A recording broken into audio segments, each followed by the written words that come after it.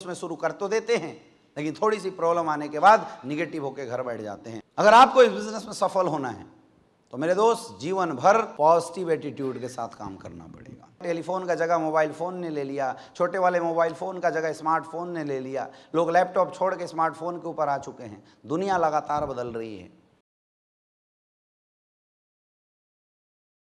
मेरे दोस्त। एटीट्यूड का मतलब है किसी भी चीज़ को देखने का नज़रिया।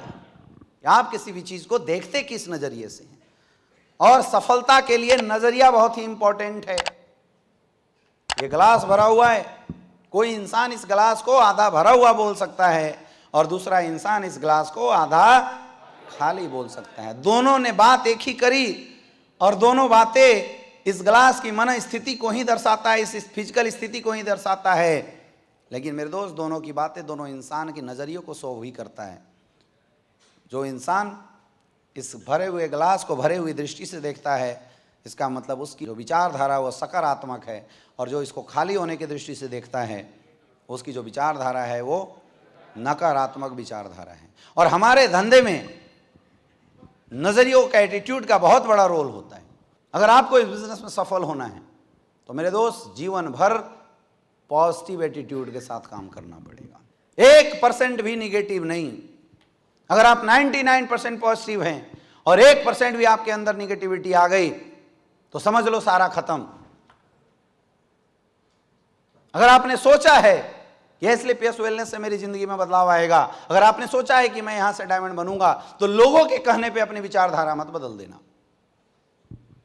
कई लोगों को मैंने देखा है बिजनेस जोश में शुरू कर तो देते हैं, लेकिन थोड़ी सी प्रॉब्लम आने के बाद निगेटिव होकर घर बैठ जाते हैं और वही लोग बिजनेस से आउट हो जाते हैं। डायमंड बनना है तो पॉजिटिव एटीट्यूड के साथ आपको लगना पड़ेगा। किसी भी चीज को देखने के दो पहलू होते हैं। हमारे में से बहुत सारे ऐसे लोग हैं, प्रोडक्ट अगर थोड़ा लेट आता है तो निगेटिव हो जाते हैं, चेक बनता है तो पॉजिटिव, चेक अगर नहीं बना तो निगेटिव बन जाते हैं। मेरे दोस्त इस तरह से पॉजिटिव निगेटिव होने से कभी भी आप सफल नहीं हो सकते। सफल होना है तो पॉजिटिव एटीट्यूड बना के रखना पड़ेगा। क्या रखने के लिए तैयार हो? अब पॉजिटिव एटीट्यूड बनाएं कैसे? पॉजिटिव एटीट्यूड बनाने के लिए अपने दिमाग को, खुराक को पॉजिटिव चीज़ें देना पड़ता है, पॉजिटिव चीज़ें इस माइंड के अंदर लाना पड़ता है। मैं नहीं बोलता आपका माइंड निगेटिव नहीं होगा, लेकिन जीवन में कभी भी आपका माइंड अगर निगेटिव होता है तो आपको उस निगेटिविटी के कारण को ढूंढना है और उस कारण को खत्म करना है जितना जल्दी हो सके, लेकिन निगेटिविटी के साथ कभी बिजनेस नहीं करना है। तीसरी चीजें है टीचेबिलिटी, सीखते रहना। यह धंधा ही सीखते रहने का बिजनेस है। अब दो बातें होती हैं, सीखना और सीखते रहना। आप बताइए सफल होने के लिए क्या जरूरी है, सीखना या सीखते रहना? सीखते रहना। दुनिया में हर कोई एक दूसरे को अपग्रेड कर रहा है, चीज़ें लगातार बदल रही है। मोटे वाले टेलीफोन का जगह मोबाइल फ़ोन ने ले लिया, छोटे वाले मोबाइल फ़ोन का जगह स्मार्टफोन ने ले लिया, लोग लैपटॉप छोड़ के स्मार्टफोन के ऊपर आ चुके हैं। दुनिया लगातार बदल रही है।